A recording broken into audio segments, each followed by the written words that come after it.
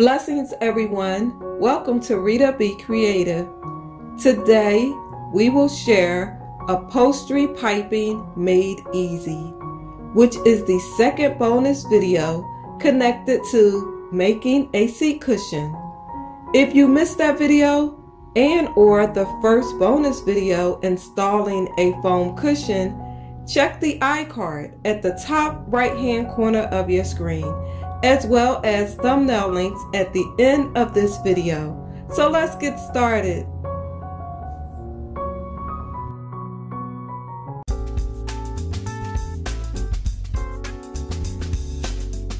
Cording can be cut straight across or on a 45-degree bias. Fabric can be expensive, and cutting at the recommended 45-degree bias tends to waste a lot of fabric. So many upholsterers will cut on a slant, also known as a 60-inch bias. This method wastes less fabric and still gives a bit of a bias. A standard cording stick is 1.5 inch wide and makes the job easy, but you can use a ruler or yardstick to measure your strips, as I have done here.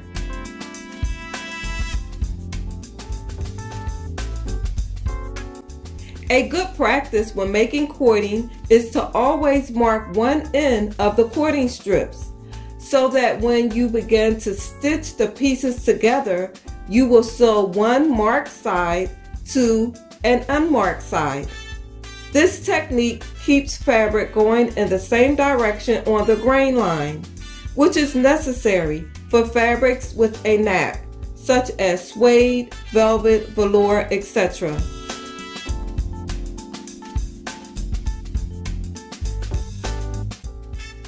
The purpose of cutting on a bias will give the cording more flexibility when stitching around corners and curves.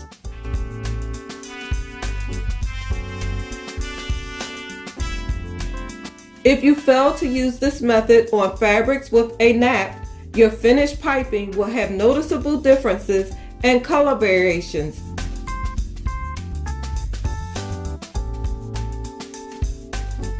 We are using the standard size Welt cord and special design pressure foot.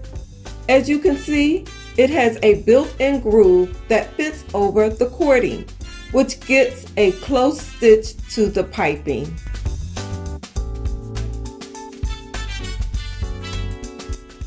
Take your first cording strip and lay the unmarked side of the fabric face down on the machine.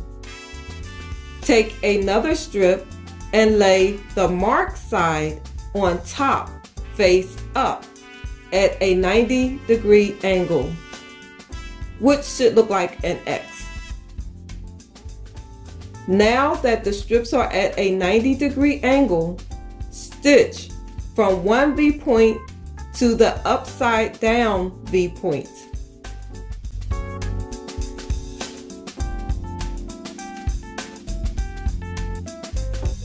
Now, take the other end of the cording strip you just sewed and lay that unmarked side face down.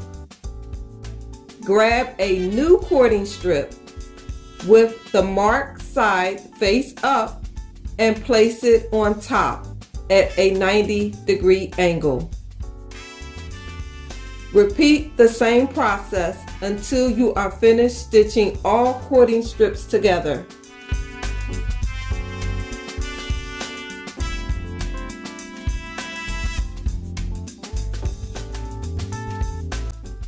This process will give you one long cording strip. Clip threads at each connection point and trim excess fabric along the seam.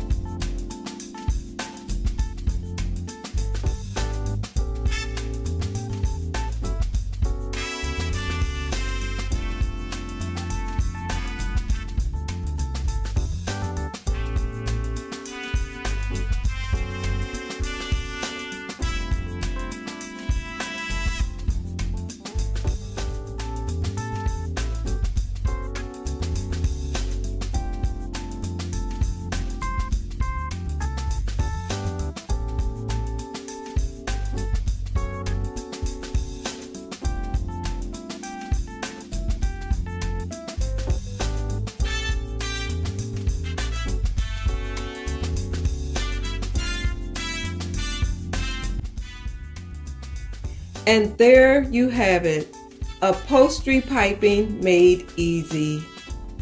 Piping is not only for cushions and pillows, it can also add a nice decorative trim to clothing. I trust this video has been informative.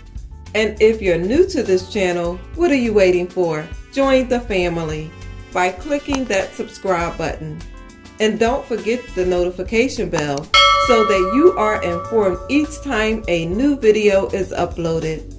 Thanks so much for watching. Until next time, be blessed.